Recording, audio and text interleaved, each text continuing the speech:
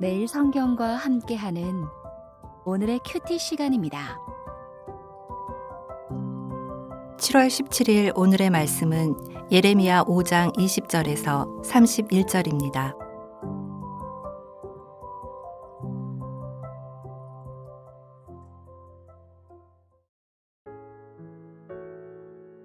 너는 이를 야곱 집에 선포하며 유다에 공포하여 이르기를 어리석고 지각이 없으며 눈이 있어도 보지 못하며 귀가 있어도 듣지 못하는 백성이여 이를 들을지어다. 여호와의 말씀이니라. 너희가 나를 두려워하지 아니하느냐? 내 앞에서 떨지 아니하겠느냐? 내가 모래를 두어 바다의 한계를 삼되 그것으로 영원한 한계를 삼고 지나치지 못하게 하였으므로 파도가 거세게 이나 그것을 이기지 못하며 뛰노나 그것을 넘지 못하느니라.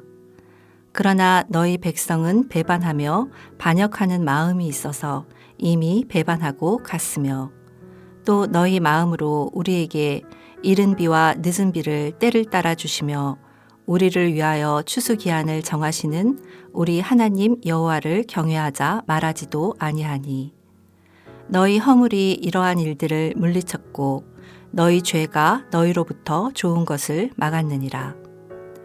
내 백성 가운데 악인이 있어서 새 사냥꾼이 매복함 같이 지키며 덫을 놓아 사람을 잡으며 새장의 새들이 가득함 같이 너희 집들의 속임이 가득하도다.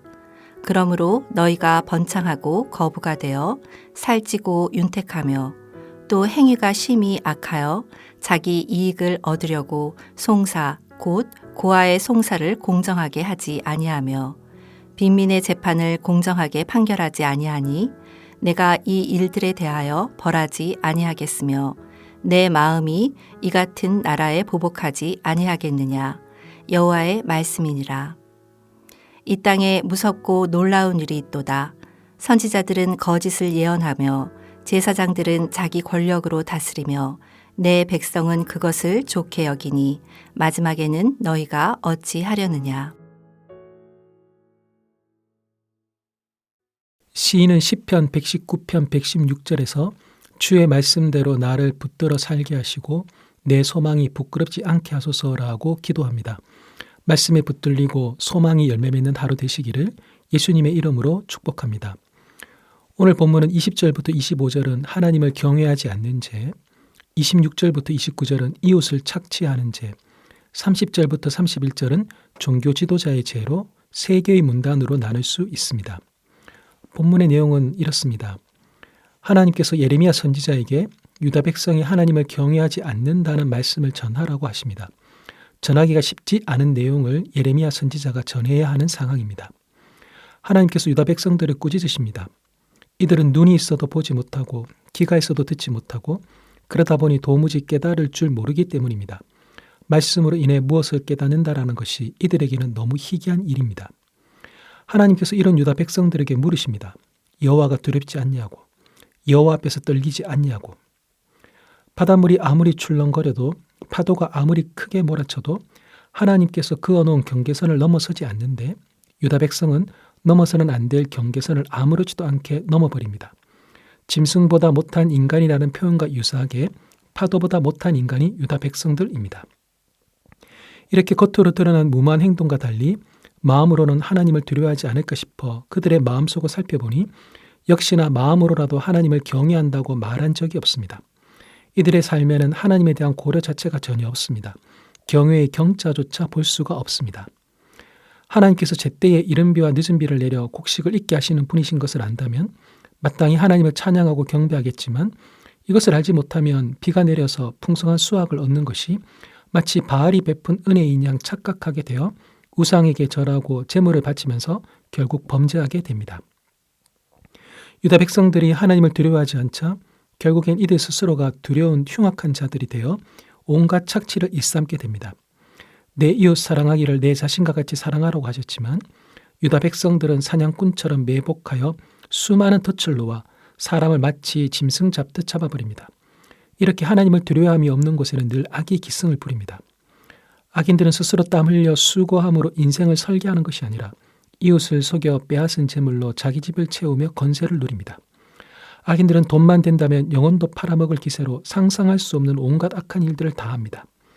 거와와 가난한 사람들의 억울한 사정을 돌아보는 일은 절대로 하지 않고 올바르고 공정한 사회를 만드는 일에는 전혀 무관심합니다. 그들의 관심은 그들의 유일한 신인, 그들의 배를 채우는 것뿐입니다. 이렇게 존재가 축복이 아니라 재앙이 되어버린 유다 백성을 하나님께서 벌하지 않고 그냥 두신다라는 것은 말이 되지 않습니다. 하나님께서 반드시 벌하실 것입니다. 무너져버린 사회를 하더라도 종교 지도자들을 통해 소망을 가져야 하는데 오히려 이들이 저지르는 일들로 인해 더 큰 충격을 받게 됩니다. 선지자들의 예언은 온통 거짓투성이고 제사장들은 권력에 취해 있고 백성들은 이들의 행태를 눈감아주면서 자신들도 한 몫을 챙길 기회를 찾는 데에 급급합니다. 그러는 사이 이스라엘을 향한 마지막 때의 시간은 멈추지 않고 점점 다가오고 있습니다. 하나님은 어떤 분이십니까? 벌하시고 보복하시는 분이십니다. 하나님의 보복은 조절되지 않는 분노로 타인에게 가하는 폭력과 다릅니다. 하나님의 보복은 올바르지 않은 재판과 공정하지 않은 판결로 인해 고아와 가난한 사람들의 권리가 침해당하는 것을 바로 세우는 정의입니다. 억울하지만 호소할 데가 없으십니까? 계속된 갑질과 정서적이고 육체적인 압박으로 인해 몸과 마음이 상해 있으십니까? 하나님께서 재판장으로 있는 하늘 법정에 호소하십시오. 그가 들으시고 신문하시고 판결을 내려주실 것입니다. 덫에 갇혀 오도 가도 못하는 나에게 해방을 판결하시며 이웃들을 착취하여 벼락부자가 된 자들을 벼락형벌로 다스리실 것입니다. 본문이 우리에게 주시는 교훈은 무엇입니까? 다윗은 시편 36편 1절에서 악인의 눈에는 하나님을 두려워하는 기색이 조금도 없습니다라고 말합니다. 하나님을 두려워하지 않는 사람들의 특징은 경계선을 넘어서는 것입니다. 넘어서는 안 되는 경계선을 넘어서는 것이 바로 반역입니다. 이런 일을 행하는 사람들의 특징은 목이 곧고 고집이 센 것입니다. 경계선을 넘어서는 유다 백성들과 달리 하나님은 제때에 비를 내리시며 일정한 시기에 곡식을 거둘 수 있도록 경계선을 지키고 계십니다. 하나님이 그어놓은 경계선이 무엇인지는 말씀에 잘 나타나 있습니다. 넘지 말아야 할 선을 넘지 않는 자가 진정 용기 있는 사람입니다. 말씀의 경계선을 잘 지켜 진정 용기 있는 하나님의 사람으로 오늘 하루를 살아가시길 예수님의 이름으로 축복합니다. 기도하겠습니다. 하나님, 말씀의 경계선을 잘 지켜 하나님을 경외하며 살기를 기도합니다. 이웃을 내 배를 부르게 할 착취의 대상이 아니라 내 몸을 바쳐 사랑할 대상으로 여기며 살기를 기도합니다. 청중의 좋아요에 집착하는 것이 아니라 하나님의 말씀에 붙들려 살기를 기도합니다. 예수님의 이름으로 기도합니다. 아멘.